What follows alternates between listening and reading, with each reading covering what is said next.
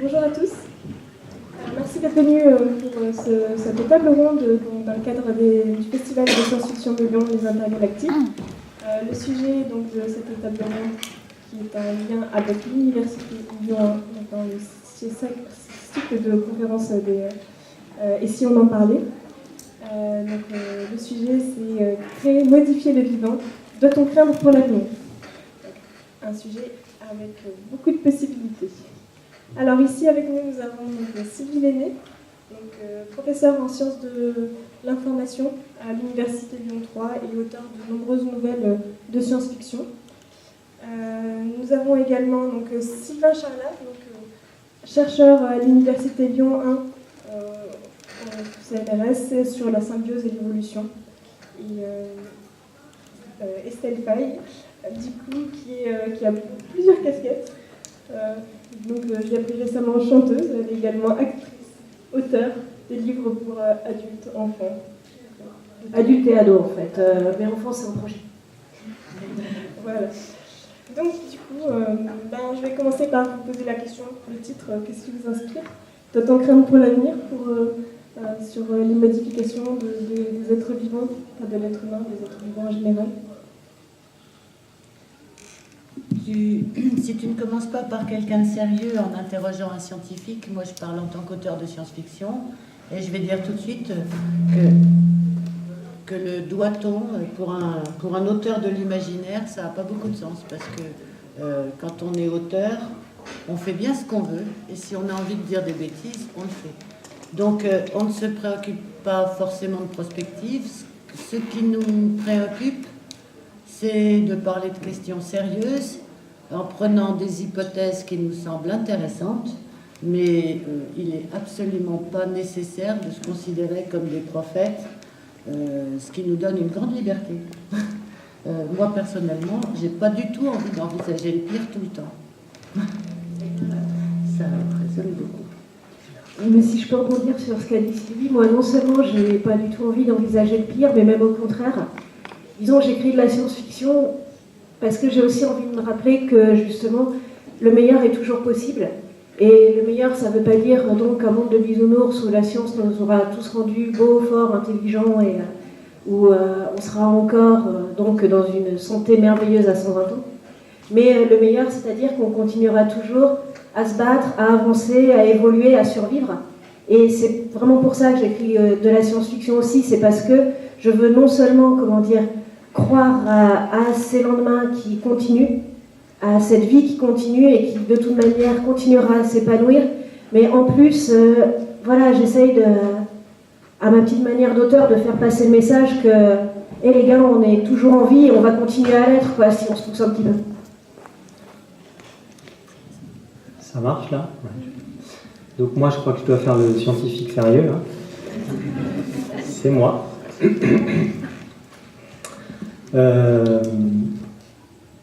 Et je pense que je suis bien d'accord quand même qu'on peut évidemment avoir une réponse un peu ambivalente à cette question, parce que je pense qu'on a de très bonnes raisons d'envisager des choses affreuses, puisque le présent nous prouve qu'elle se déroule effectivement. Et puis on a aussi très bonne raison d'imaginer qu'il va y avoir plein de belles choses. Et je pense que c'est un des points sur lesquels ça peut être intéressant de discuter, c'est à quel point déjà c'est intéressant de distinguer les aspects recherche scientifique et tentative de compréhension, ou je dirais plutôt d'interprétation, de conception du vivant, ou du monde en général, à distinguer de la technologie, qui est ce qu'on peut en faire, et puis bien voir que dans une technologie, il y a quasiment toujours des phases lumineuses et des phases sombres. C'est extrêmement difficile de penser à une avancée technologique qui n'aurait pas des conséquences désastreuses comme des conséquences magnifiques. Donc je pense que la question va plus être qu'est-ce qu'on fait avec ce qu'on découvre, d'un point de vue, je suis plus dans l'anticipation du coup, plutôt que qu'est-ce qu'on va découvrir et qu'est-ce qu'on va pouvoir faire. Parce que ce qu'on va pouvoir faire, c'est beaucoup, beaucoup, beaucoup. Et toujours plus, vraisemblablement. Qu'est-ce qu'on va s'autoriser à faire, ça c'est autre chose.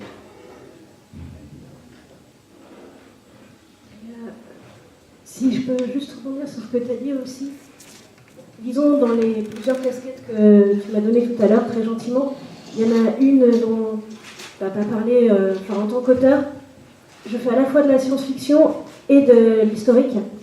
Et je pense que les deux sont complémentaires, c'est-à-dire que pour voir ce que nous réserve l'avenir, se rappeler aussi parfois que finalement, le fait que chaque invention a son côté sombre et son côté lumineux, le fait que notre période a des aspects difficiles, mais bon, c'est pas la première et c'est pas la dernière, le fait quelque part, le vivant, c'est ce qui n'est pas immuable, c'est ce qui détruit toujours pour créer autre chose. S'en rappeler, le voir dans l'histoire ancienne, ça permet aussi de se projeter dans le futur de manière beaucoup plus consciente, en sachant que finalement les interrogations qu'on se pose aujourd'hui peuvent faire écho largement aux interrogations que se sont posées. Donc, pour parler de périodes dans lesquelles j'ai un peu écrit, par exemple, les Romains qui assistaient à la fin de leur empire, ou aussi les hommes de la Renaissance qui assistaient aux premières découvertes de leur époque et aux premières avancées de la médecine de leur époque en tout cas. Et finalement, ces questions-là, c'est des questions qui font écho à celles qu'on retrouve aujourd'hui, et quand on voit que ces questions-là ont été résolues et finalement ont été résolues pour beaucoup à notre avantage, on peut se dire que les questions d'aujourd'hui seront résolues aussi pour le plus grand bénéfice des hommes de demain. En tout cas, on va tout faire pour. Une réaction? Pas très bien. Bon, sinon, il y a plein de... au niveau de création, modification du vivant, il y a plein de choses qui se font actuellement. Notamment, récemment, il y a des scientifiques qui ont mis au point des bactéries, des cyanobactéries, donc des petites algues qui permettent, qui vont fabriquer des biocarburants. On a modifié des algues de manière à ce qu'elles fabriquent des choses qui nous arrangent. Donc, il y a pas mal de petites choses comme ça qui se font en ce moment. Qu'est-ce que vous pensez que ça puisse être sur le sujet? Ouais, je pense que, comme je disais tout à l'heure, il y a effectivement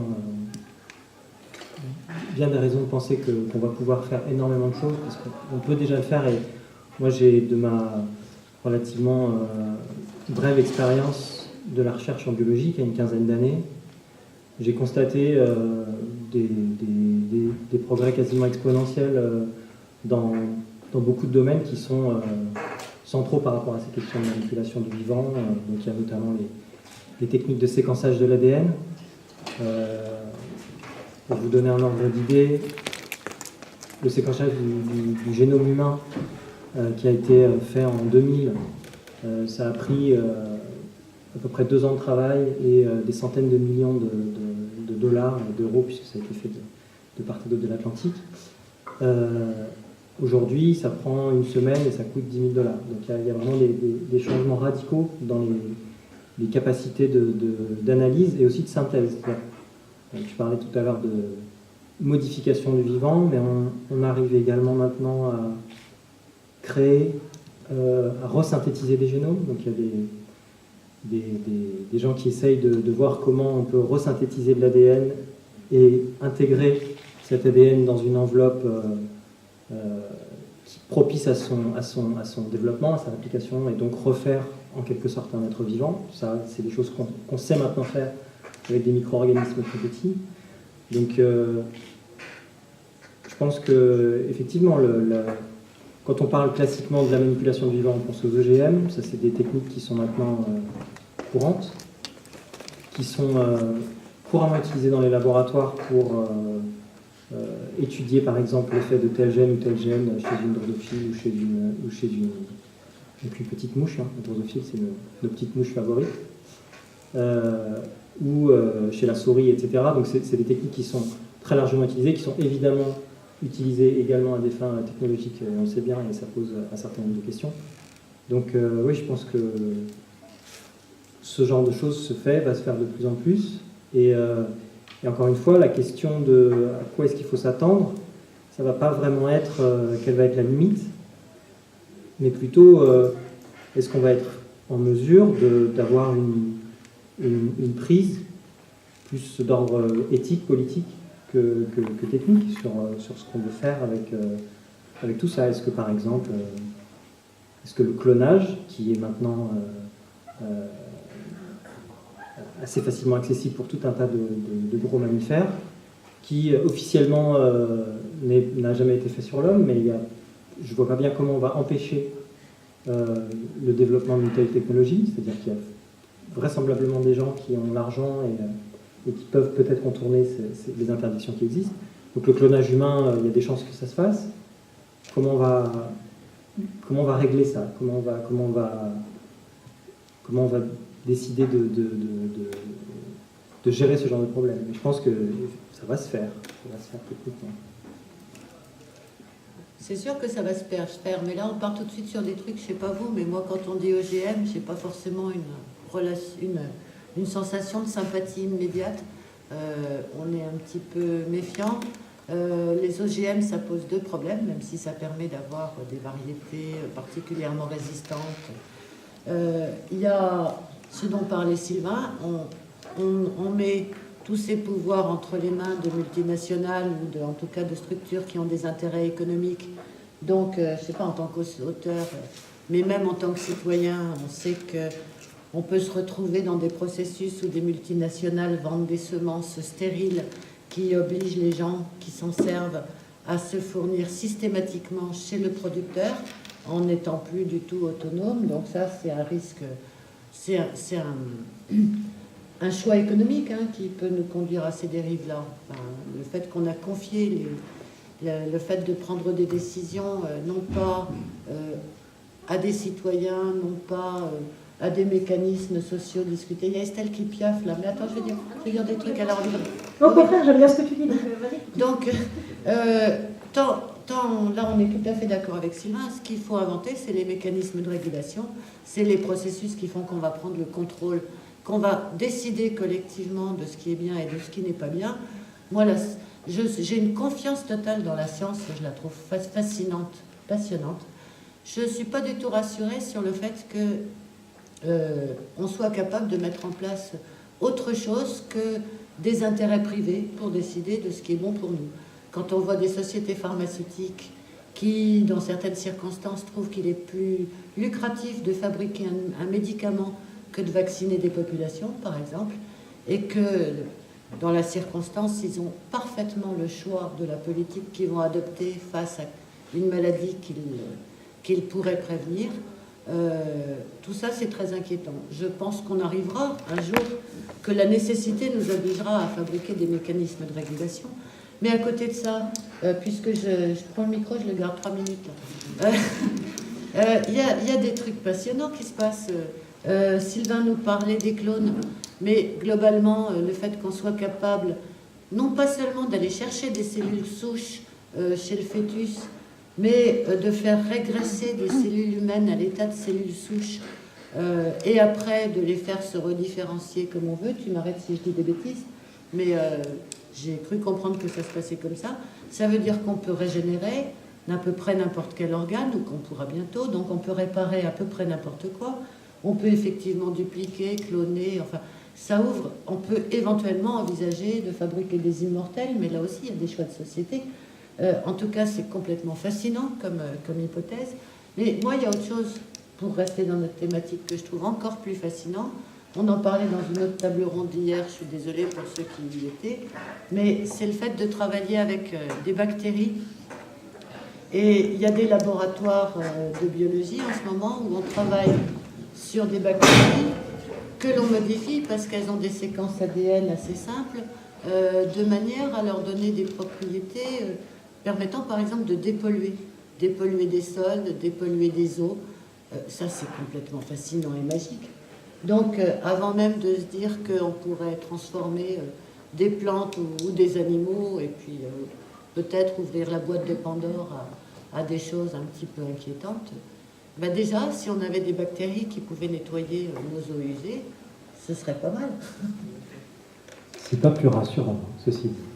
Oui.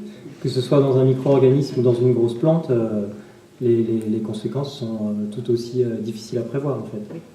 Je pense que ça ajoute, quand on parle des OGM, il y a effectivement les problèmes socio-économiques qui sont centraux, et puis il y a les problèmes environnementaux qui sont assez difficiles à maîtriser.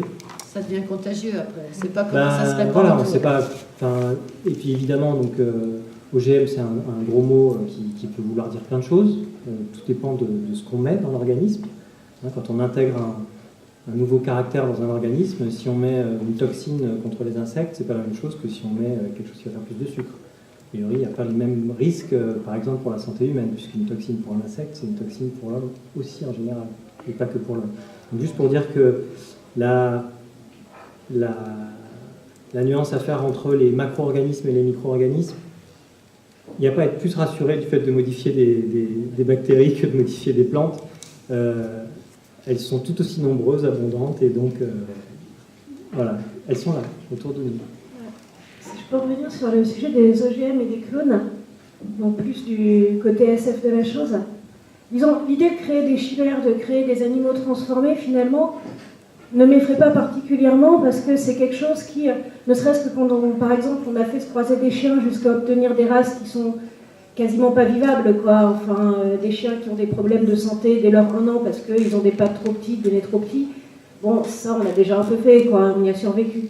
Maintenant, dans ce qui se passe sur les OGM...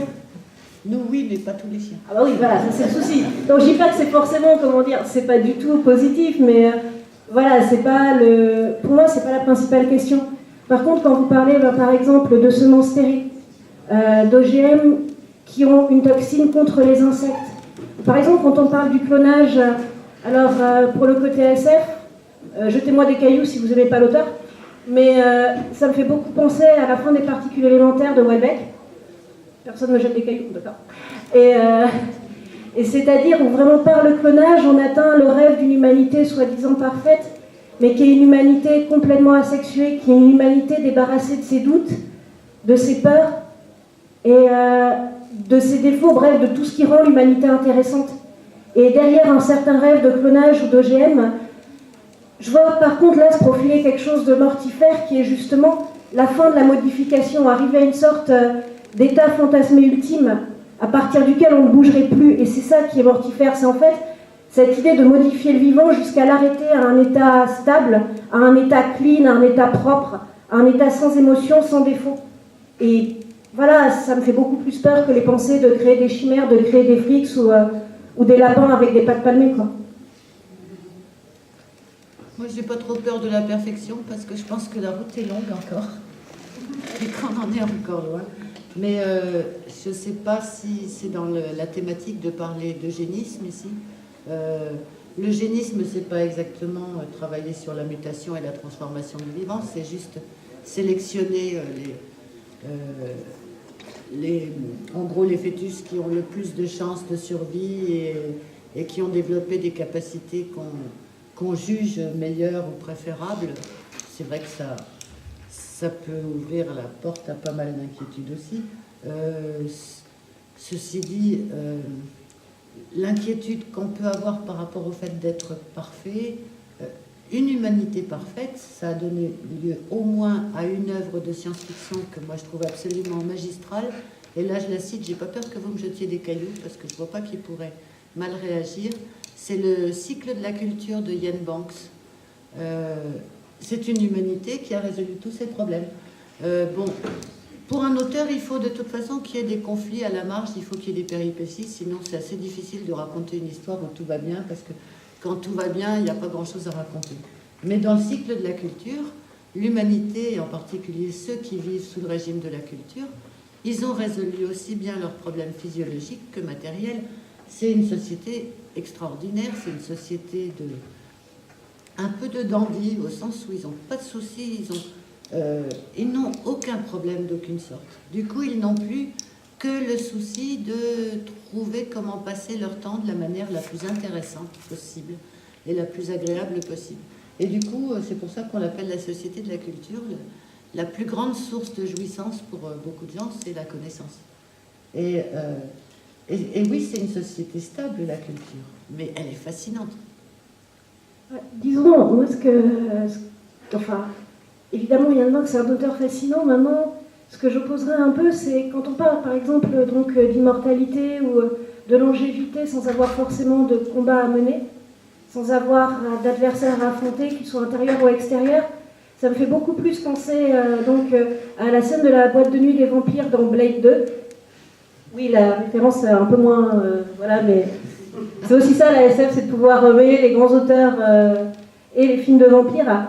Et il y a notamment ce plan, je ne sais pas si vous l'avez vu ou si vous vous souvenez, où on voit des vampires se faire ouvrir le dos pour se faire remplacer la colonne vertébrale par des colonnes vertébrales en or. Et quelque part, ça dit quelque chose de ce que pourrait être l'immortalité, a fortiori l'immortalité, quand finalement on a résolu tous ces problèmes. C'est qu'on trouve tellement plus rien à faire qu'on en est à se faire remplacer la colonne vertébrale par une colonne vertébrale dorée. Finalement, il faut bien trouver de quoi s'occuper, quoi. Et pour finir, et là je vais un peu reprendre le côté politique de la chose qui est un peu évoqué par Sylvie déjà, aussi dans tous les rêves d'immortalité ou les rêves de clonage d'humanité parfaite, j'aimerais beaucoup croire que ça pourrait exister pour une grande majorité de la population. Maintenant, en petite réaliste pragmatique là-dessus, j'ai surtout des rêves qui risquent de concerner, s'ils se réalisent, une minorité d'ultra privilégiés. Ça n'arrangera pas forcément les choses. Ça pose aussi la question de qu'est-ce que la perfection et donc du coup à quoi on se réfère. A fortiori, en plus, dans l'hypothèse ultime, on arriverait à une humanité entièrement composée d'immortels. Ça serait la première porte ouverte à tous les fascismes possibles, parce que finalement, qu'est-ce qui permet par exemple aux révolutions, aux révoltes d'exister? C'est le fait que de toute manière, toutes les vies humaines ont une fin. Donc on peut risquer sa vie pour la liberté.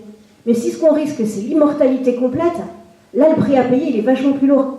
Et est-ce qu'il ne va pas beaucoup plus faire hésiter des gens? Est-ce que finalement, ce qu'on s'aperçoit, c'est plus les gens peuvent vivre vieux, plus les gens peuvent vivre en bonne santé, plus ils deviennent pusillanimes, plus ils ont peur de...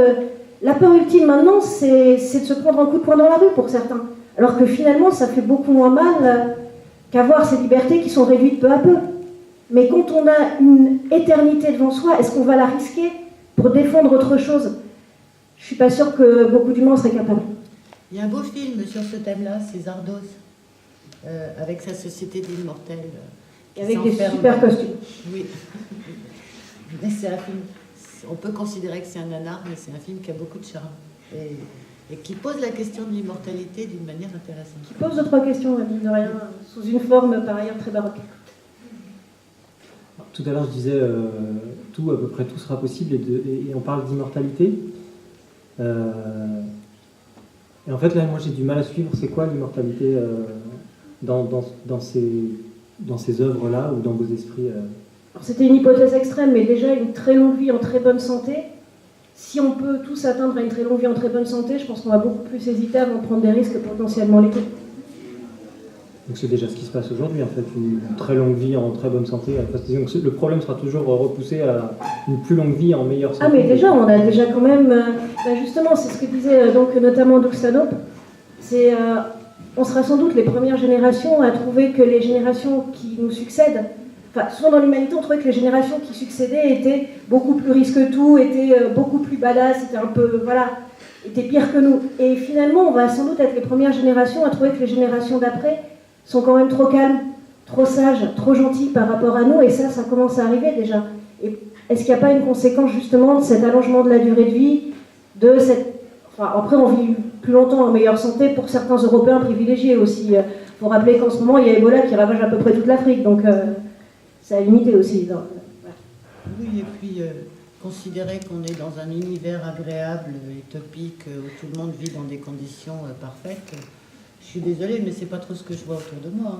Pareil, c'est vraiment, donc dire qu'on est déjà dans un univers, oui, où on vit vieux en bonne santé, dans de bonnes conditions, c'est pas ce que je voulais dire, a priori, moi ça me paraît même tout simplement inaccessible, cette idée d'une société parfaite où on vivrait longtemps et où on serait bien. Je pense qu'il y a quelque chose de... Ce qui est sûr, c'est que ce serait difficile de raconter des bonnes histoires, si tout allait bien. Après oui, il y a la question de l'individualisme, je pense que vous avez essayé de dire, c'est qu'au final, dans une société parfaite, du coup tout le monde pense dans la même direction, il n'y a pas de... Alors si on en vient là, c'est la question des utopies. Et en tant qu'auteur, on a tous eu envie d'essayer d'écrire des utopies et de raconter ce que pourrait être un monde idéal. J'ai essayé aussi, comme à peu près tout le monde.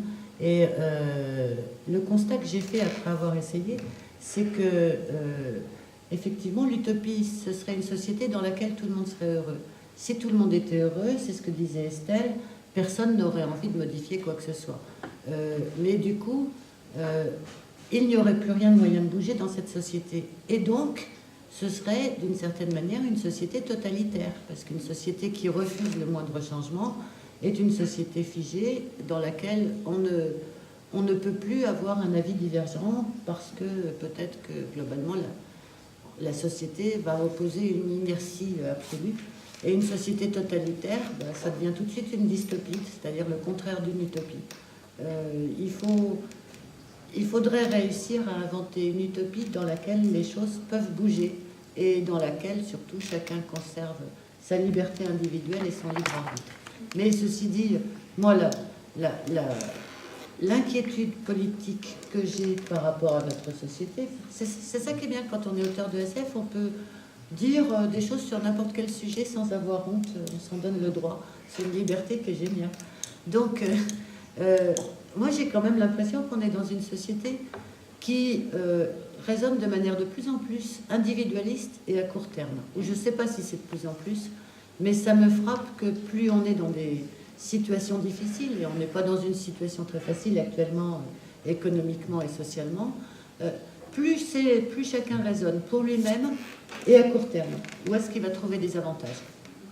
Et on est dans un monde et sur une planète où on a des inquiétudes globales et où il faudrait qu'on arrive à raisonner à la fois collectif et à long terme. Et ça, on est mal équipé pour le faire. Moi, ce que j'aimerais qu'on trouve comme mutation du vivant, c'est un truc qui nous aide à changer notre manière de penser pour qu'on soit moins individualiste court terme. Alors, je ne sais pas si les biologistes peuvent nous aider à ça, mais je pense que ça nous ferait sacrément du bien. C'est marrant parce que juste avant de critiquer l'individualisme, tu as rappelé que le plus important, c'était de pouvoir maintenir les libertés individuelles. Tout à fait. Et il y a plein de paradoxes. Donc, effectivement, il y a des paradoxes de ce type. Et moi, ça me donnait envie de rebondir sur le fait de... Voilà, qu'est-ce qui effectivement... est-ce que c'est la liberté individuelle qui est vraiment au cœur des choses, ou est-ce qu'il y a d'autres niveaux de liberté? Est-ce que finalement l'individu est un niveau parmi d'autres d'organisation ou du vivant? Et je pensais par exemple au fait que effectivement la société actuelle tend à devenir de plus en plus individualiste, et c'est sans doute lié au fait que il y a beaucoup d'expériences de psychologie notamment qui montrent que c'est pas mal lié à la taille des groupes humains, des tailles des groupes d'interaction, et qui montrent, et ça c'est des choses qui collent bien avec à la fois de la théorie et de l'expérience sur l'évolution de la coopération, c'est que globalement, c'est les interactions répétées entre les organismes qui tendent à faire évoluer de la coopération entre eux. Et plus les groupes sont de grande taille, et plus ils sont diffus, plus on est connecté dans des réseaux qui sont en fait diffus géographiquement, etc. Et moins il y a le ferment pour ce type de comportement. En même temps, on parle d'individualisme. Moi, ce que je vois au contraire dans le monde actuel, on aime se penser en individualisme. Maintenant, on est dans un monde qui se communautarise au contraire de plus en plus, où chacun se revendique de l'appartenance à telle ou telle communauté, va essayer d'en adopter les attitudes, d'en adopter les codes. Et disons, on se fantasme, oui, en individualisme, mais ce qu'on cherche avant tout, très souvent, c'est la réplication du même. Et quelque part, derrière les pensées du clonage, ce qui se dessine aussi, c'est ce rêve d'un même absolu. Parce que finalement, on pourrait avoir des individus qui soient tous absolument identiques à leurs voisins, avec les mêmes pensées, la même manière de réagir, les mêmes envies, les mêmes intérêts. On aurait une communauté parfaite. Et voilà, c'est l'aboutissement du rêve communautaire au travers du clonage qui doit pousser sans doute à interroger beaucoup plus les aspects communautaristes de notre société que les aspects individualistes au final. Je ne suis pas sûre qu'on ait des communautés qui soient beaucoup plus intelligentes que les individus qui la composent à l'heure actuelle. Certainement pas. Oui, donc est-ce que en bâtissant des groupes sociaux, même de la taille idéale dont nous parlait Sylvain, on n'a pas réussi. Moi, il y a une chose que j'avais trouvée fascinante, que j'avais découverte en particulier grâce à un auteur qui n'est pas un auteur de science-fiction du tout, qui s'appelle Hofstadter, qui a écrit un livre qui s'appelle Gödel, Escher et Bach. Gödel, le mathématicien qui a déstabilisé beaucoup d'autres mathématiciens, Escher qui nous fait des perspectives impossibles et des dessins en trompe-l'œil, et Bach, le musicien. Et entre autres dialogues, éléments qu'il citait, il y avait la différence entre la fourmi et la fourmilière. La fourmi, c'est l'individu. A priori, la fourmi a l'impression d'un libre arbitre parce que probablement, je pense, il est probable qu'elle ait un faible degré de conscience, mais à son propre niveau, elle fait en gros ce qu'elle veut. Elle a envie d'aller à droite, elle a envie d'aller à gauche, elle a un tropisme fort pour aller dans le sens de ce que lui font percevoir ses antennes et son sens olfactif, mais bon, elle a quand même une petite marge de manœuvre. Mais globalement, la fourmilière a un comportement, des réactions, une manière de se comporter qui est tout à fait autre chose que ce que l'on obtient quand on raisonne à partir de la stratégie, du raisonnement d'une fourmi.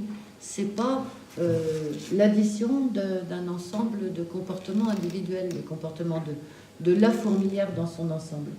Donc, je ne sais pas si nous, êtres humains, on est capable de faire ce saut-là. Je ne sais pas si les communautés humaines peuvent, à un niveau critique, à la bonne dimension, avec les bons processus, acquérir une forme d'intelligence qui passerait au-dessus. C'est une belle idée à explorer, en tout cas. En même temps, est-ce que c'est souhaitable vraiment que l'intelligence de la communauté prenne le pas sur l'intelligence de l'individu? Est-ce qu'on ne va pas plutôt avoir un réseau d'individus qui arrivent à fonctionner harmonieusement, ou en tout cas au moins à aller vers autre chose qu'une destruction de masse, sans passer forcément par une oblitération des individualités?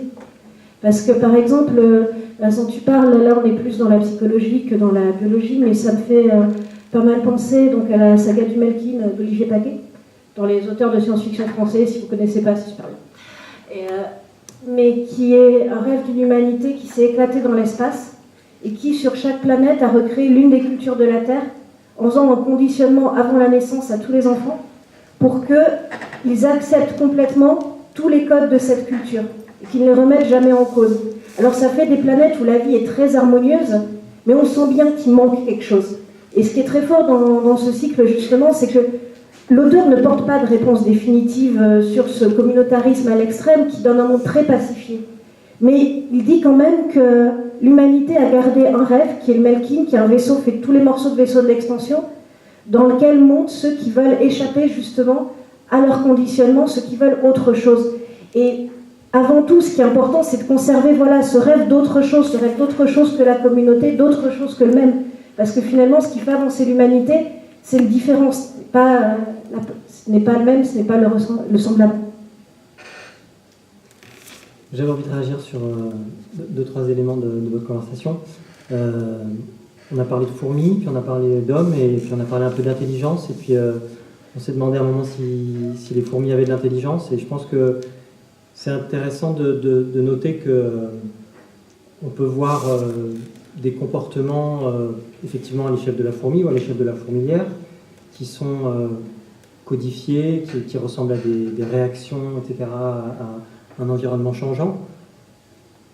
Et puis évidemment, tout ça, c'est pas de l'intelligence, comme on l'appellerait. Donc je pense que se poser la question de comment s'organise la vie des fourmis et qu'est-ce qui ressort de l'organisation de la fourmilière, elles ont l'air de vivre en bonne intelligence. Est-ce qu'on peut essayer de traduire ça à l'espèce humaine, par exemple, et se demander comment on pourrait organiser notre vie pour vivre en bonne intelligence? Je pense que c'est difficile de faire ce parallèle parce que c'est pas du tout la même intelligence qu'il s'agit. D'un côté, on a des comportements qui sont stéréotypés et sans doute avec un déterminisme génétique très fort, donc avec en fait une marge de manœuvre relativement faible chez les fourmis, alors que chez nous, vraisemblablement, il y a une marge de manœuvre extrêmement importante sur les comportements qu'on va vouloir avoir dans tel ou tel contexte. Et puis l'autre chose qui me donnait envie de réagir, c'était... tu as parlé en fait de l'individu fourmi et de l'individu fourmilière. Ça, c'est un peu mon domaine de recherche, donc j'ai envie de rebondir là-dessus. La question des différents niveaux d'individualité, en fait, et le fait que le vivant peut se regarder vraiment à toutes les échelles d'organisation, et ce type de raisonnement que tu as fait sur la fourmi, en fait, on constate qu'il existe à toutes les échelles et qu'on est une multitude d'empilements déjà de ce type. C'est-à-dire que ce qu'on va... Nous-mêmes, on a tendance à se considérer assez facilement comme un individu.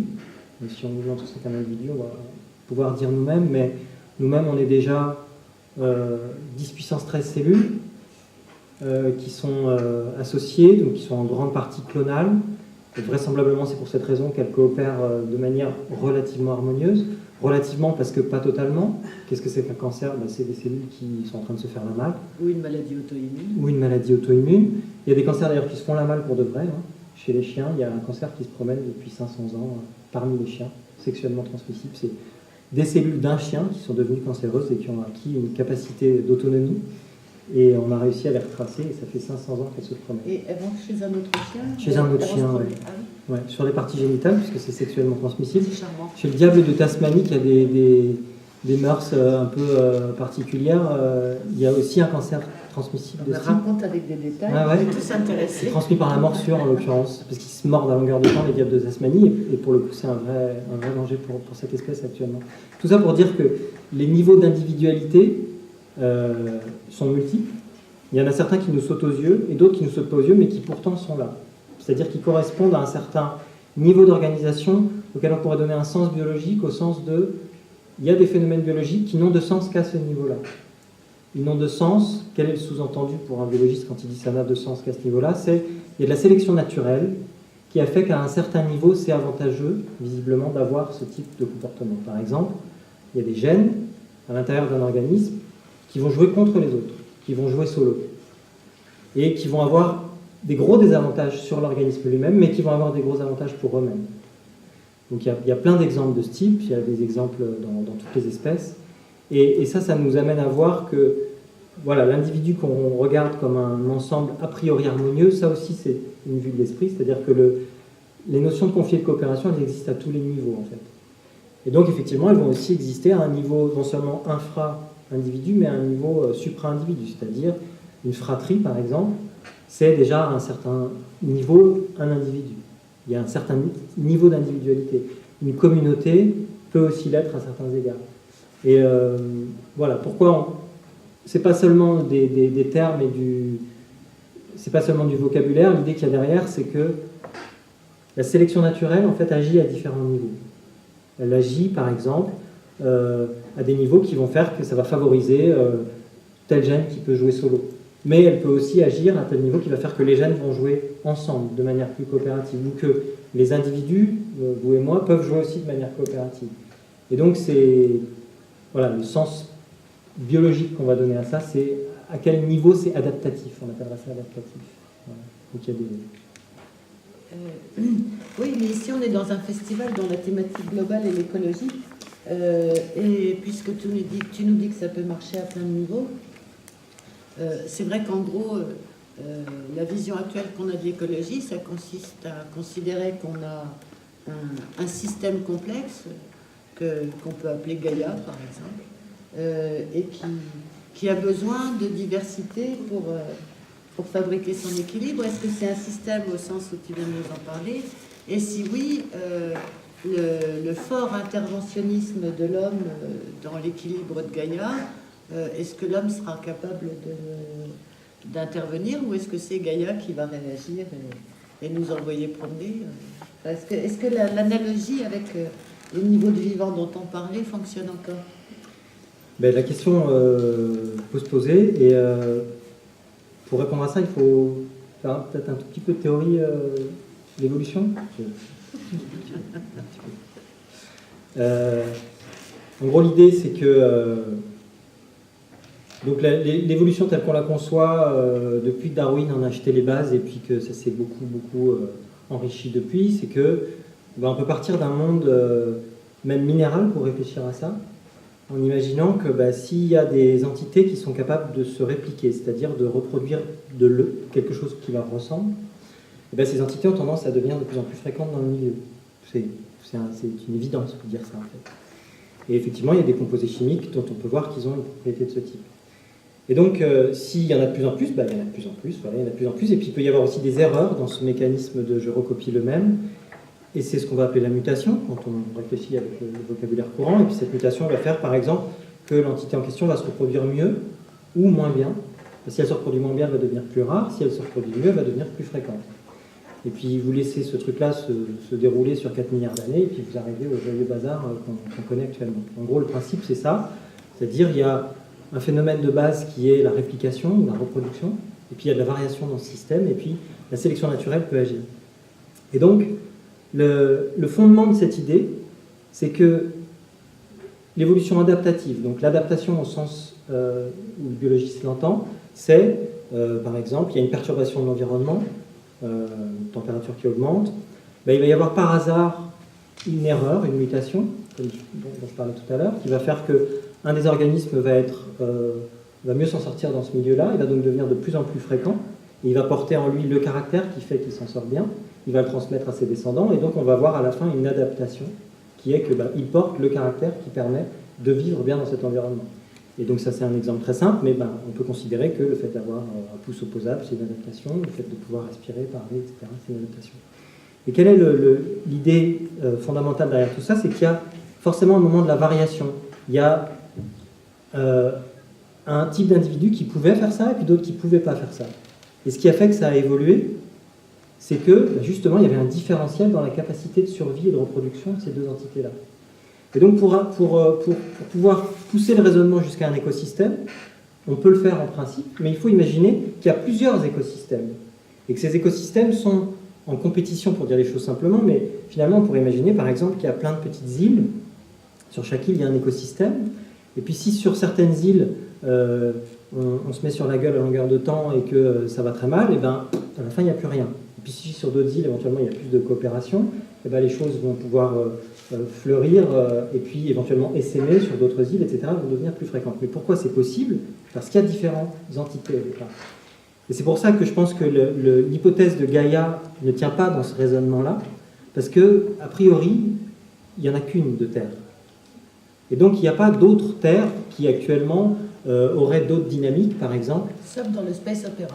Alors, sauf dans le space opéra. Mais effectivement, en gros, il n'y a pas de raison théorique de s'opposer à l'idée qu'il puisse y avoir un certain niveau d'organisation qui corresponde à l'écosystème, mais pour ça, il faut qu'il y ait des entités différentes. Et donc pour la Terre, a priori, ça compte. C'est pour ça qu'il faut terraformer Mars. Donc, solution numéro 1. Et sur tout ce qui est justement donc, darwinisme et évolution, on s'est peut-être un tout petit peu tiré le sujet vers l'extrême, mais aussi il y a une des questions que se pose la science-fiction actuelle, alors pas celle que j'écris, mais une partie de celle que je lis ou je vois en film, qui là-dessus me paraît à la fois intéressante et mine de rien assez inquiétante. C'est est-ce que le monde que nous sommes en train de créer, notamment dans les sociétés de consommation occidentale, n'est pas en train de dénaturer la base de la sélection naturelle? Je veux dire, je pense à un film comme Idiocratie, par exemple, où on est dans un monde où finalement, voilà, enfin, je pense que voilà, et qui, mine de rien, montre un monde où c'est pas forcément donc, le plus habile ou le plus fort qui survit, mais juste celui qui a fait le plus de monde parce que finalement il pouvait le faire. Et cette idée que le monde qu'on est en train de créer est tellement non naturel qu'il va privilégier en quelque sorte des caractéristiques qui ne sont pas celles qui naturellement auraient prévalu, c'est une des questions que pose la SF aujourd'hui et c'est pas l'une des plus inintéressantes je trouve, même si c'est pas les miennes en tant qu'auteur. Je peux essayer de donner une réponse courte à ça, c'est qu'il n'y a pas de... La sélection naturelle, c'est pas bien ou pas bien en soi. Je n'aurais pas envie de dire non, on doit laisser faire la sélection naturelle, parce que la sélection naturelle, c'est pas une règle absolue. C'est juste un phénomène, en fait. C'est-à-dire qu'aujourd'hui, s'il y a certains caractères qui font qu'on a plus de bébés que d'autres, ou des caractères qui se transmettent mieux que d'autres, même d'une manière plus générale, sans penser à la reproduction, la sélection naturelle continue à exister. Est-ce qu'elle change? Bien sûr qu'elle change tout le temps. Donc je ne dirais pas que c'est bien ou pas bien en tout cas. Ce que je veux dire, c'est pas tant est-ce qu'on a plus de bébés que d'autres selon des caractères naturels, mais pour le coup, selon des caractères uniquement, pour le coup psychologique. C'est-à-dire par exemple que des gens plus cultivés, qui vont faire plus attention, qui vont être dans des environnements plus privilégiés, vont avoir moins d'enfants parce qu'ils veulent mieux les élever. Ce qui fait que paradoxalement, on aura plus d'enfants dans des environnements moins privilégiés et qui eux-mêmes seront plus enclins à développer justement des environnements moins privilégiés. Après, c'est pas du tout ma science-fiction à moi, donc c'était Voilà, parce que ma science-fiction, moi, est de croire que de toute manière, à un moment ou à un autre, ça va assez mal se passer pour qu'on se remette en cause. Sauf si, donc, éventuellement, si on imagine effectivement le scénario dont tu parlais, ben, tu peux aussi imaginer que ceux qui font pas beaucoup de bébés créent des centres culturels, des MJC par exemple, et puis que ben, les bébés des autres vont profiter des... Donc en fait, il faut comprendre aussi qu'il y a des biais de transmission des caractères qui ne sont pas que verticaux. Ah non, Et du coup, ça change. Non, ouais, je dis pas du tout que tu mais disais après, le on peut contraire, arriver à l'humanité de Zardoz aussi, c'est-à-dire un petit groupe de privilégiés super cultivés et super intelligents, Ils n'ont pas d'enfants, eux. voilà, qui en plus font même pas d'enfants et qui survivent dans leur bulle au milieu d'un monde complètement dévasté. Donc il y a beaucoup de scénarios qui sont possibles à partir de là. Et moi, j'avais une question à poser à Sylvain, et qui est un autre problème par rapport au processus de sélection et aux adaptations darwiniennes. C'est que, tu nous l'as bien dit, on raisonne sur 4 milliards d'années. Ce genre de phénomène, ça se passe sur une échelle temporelle très très longue. Les mutations, des mutations stables, pour ce que j'en sais, tu corriges si je dis des bêtises, mais plus de 95% des mutations spontanées diminuent les chances de survie chez celui qui les subit. Donc il y a très peu de mutations, il y a une très faible proportion de mutations qui vont dans un sens bénéfique, au sens de maximiser les chances de survie. Et en plus, elles peuvent se produire chez un individu et pas être transmises. Il faut vraiment beaucoup de temps pour qu'une mutation se généralise, se stabilise, et ça se compte en milliers d'années en gros. Et je suis pas sûre qu'on les ait. C'est ce que je voulais dire. C'est que on a drôlement intérêt à muter, y compris nous, êtres humains. Moi, je me dis, plutôt que d'essayer de dépolluer les sols, enfin, c'était aussi le sujet d'une autre table ronde, mais c'est une belle hypothèse. Ce serait drôlement intéressant de réussir à nous transformer, nous, pour nous adapter au changement climatique, au changement de l'environnement, et se sentir bien dans le monde qu'on a transformé, et qui va probablement se restabiliser dans un état un peu différent de celui qu'on a connu nous. Mais on a intérêt à donner un coup de pouce, parce que si on est 3 ou 4 000 ans avant d'arriver au bout de ce processus en laissant faire la nature, en 3 ou 4 000 ans, je sais pas sur quelle planète on habitera. Alors, non, ça prend pas toujours beaucoup de temps. Oui. Ça peut aller très très vite. J'ai travaillé sur un papillon, par exemple, qui était martyrisé par une bactérie qui tuait tous les mâles dans cette espèce, pour des raisons complexes qu'on ne va pas trop évoquer, mais globalement ça avantageait la bactérie qui tuait tous les mâles, donc il y avait presque plus de mâles dans cette espèce. Et puis un jour il y a une mutation qui est apparue, donc effectivement ça n'arrive pas tous les jours, hein, mais il y a une mutation qui est apparue qui fait qu'une femelle a pu produire des fils qui étaient infectés par la bactérie et qui s'en sortaient très bien. Donc ces fils se sont retrouvés les rois du harem là, et en 10 générations cette mutation ce qu'on appelle s'est fixée dans la population, c'est-à-dire que le problème a été tordu. Alors ça veut dire que la sélection naturelle peut faire les choses très très vite si la pression de sélection est très très forte. Mettons par exemple une guerre nucléaire d'enfer, quelques individus résistants à je ne sais quelle radiation qui constituent un petit groupe humain, il va y avoir une sélection très forte sur ces caractères. Donc, quelque part, la solution biologique au sens de l'espèce va-t-elle s'en sortir? Je pense qu'elle est toujours là, à peu près. Aujourd'hui, on n'est pas encore 9 milliards, pardon. On est 7 milliards, il y a une diversité génétique phénoménale. Toutes les mutations possibles se produisent en moyenne 5 fois par génération. D'accord? On a un génome qui est très grand, ça fait 3 milliards de bases, mais on est vachement nombreux, et puis chaque fois qu'on fait des bébés, il y a une trentaine d'erreurs en moyenne. Et donc vu qu'on est vachement nombreux, et chaque mutation existe en de multiples copies sur la planète. Par exemple, dans d'autres espèces, quand on balance des insecticides à tout va dans différents endroits, on voit des résistants apparaître dans différentes populations. Ça veut dire que le phénomène évolutif, en fait, il n'est pas si lent que ça. Chez les virus, il a fait. Alors chez les virus, c'est les champions. C'est les champions parce qu'ils sont tellement petits qu'ils peuvent se permettre d'avoir un taux d'erreur gigantesque. Donc ils ont un très fort taux d'erreur. Et il y a une espèce de relation entre combien de lettres tu es obligé de recopier correctement. C'est-à-dire que si tu as 3 milliards de lettres, tu es obligé d'avoir quelque chose de plus fiable que si tu as 500 lettres. Ce qui est à peu près le génome minimal d'un virus. Et donc pour dire que ça peut aller très vite, et je pense qu'il faut distinguer la solution biologique du style est-ce qu'on va s'en sortir? Est-ce que quelqu'un va réussir à manger le prochain polluant affreux? De comment on va s'en sortir. C'est-à-dire que si sur le chemin il y a 99% des personnes qui meurent, ben c'est qu'on s'en est quelque part pas bien sorti, quoi, même si on s'en sort. Donc et puis juste peut-être pour tu disais on pourrait se donner un coup de pouce, ça voudrait dire quoi?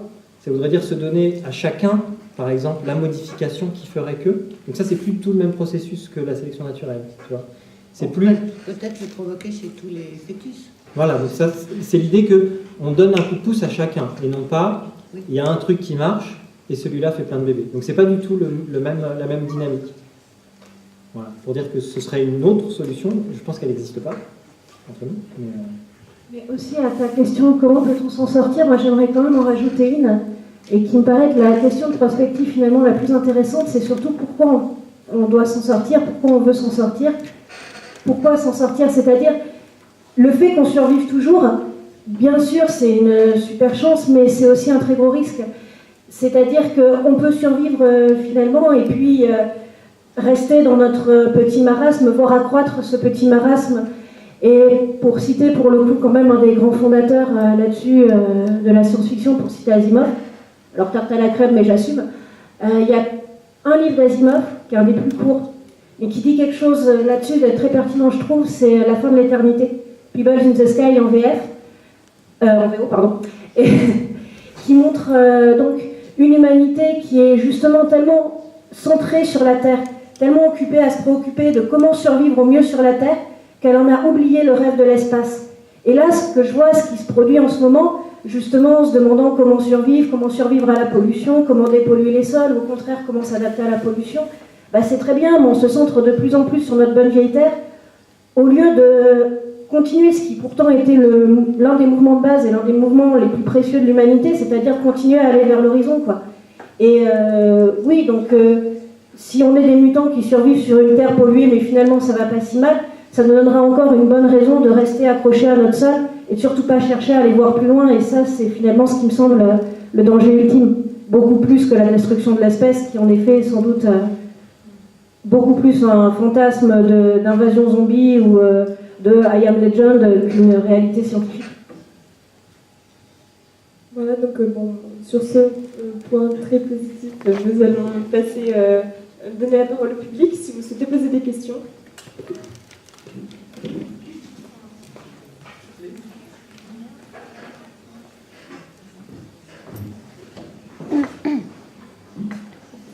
Moi, j'aimerais bien rebondir sur ce qui vient d'être dit justement sur l'espace, parce que c'est quelque chose sur lequel je travaillais l'année dernière et on n'a pas du tout oublié en fait le rêve de l'espace, c'est-à-dire qu'actuellement il y a au niveau international, il y a une compétition entre différentes nations pour savoir qui sera le premier à justement atteindre Mars ou la Lune et comment on peut rendre ça viable.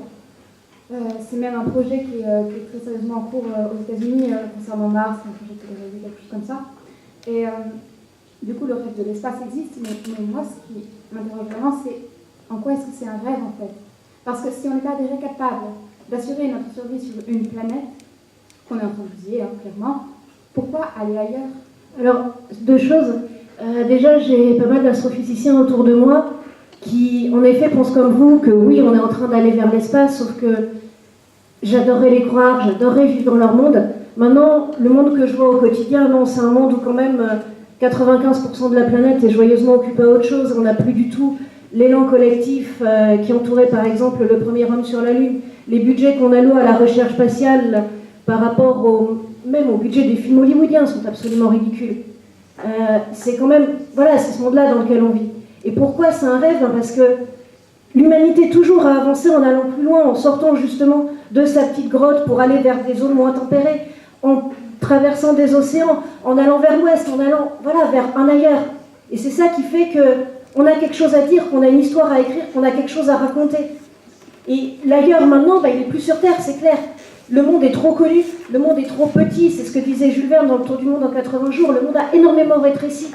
Donc pour continuer à avoir de l'espoir, pour continuer à avoir quelque chose qui nous pousse vers l'avant, oui, il faut aller plus loin, et c'est pas une question de comment dire, de faire des jolies planètes ou de faire les choses bien. Le joli, est-ce que c'est vraiment le rêve ultime? Est-ce que le rêve ultime, c'est pas plutôt le plus grand, le plus beau, le plus lointain, le plus dangereux peut-être, mais parce qu'on est capable de surmonter ces dangers et qu'une fois qu'on les a surmontés, on va s'ouvrir de nouveaux horizons. Pour moi, le rêve, c'est beaucoup plus l'horizon qui s'ouvre et qui s'ouvre encore plutôt que la planète parfaite. Et puis Sylvain nous disait tout à l'heure que Gaïa n'était sûrement pas une entité intelligente parce qu'elle n'avait pas d'interaction avec d'autres planètes. Il faut la rendre intelligente. Mais l'humanité elle-même n'a pas d'interaction avec d'autres intelligences ou alors très faibles. Donc peut-être qu'on ne pourra grandir qu'en rencontrant d'autres formes d'intelligence. Moi je trouve ça extrêmement stimulant comme idée aussi.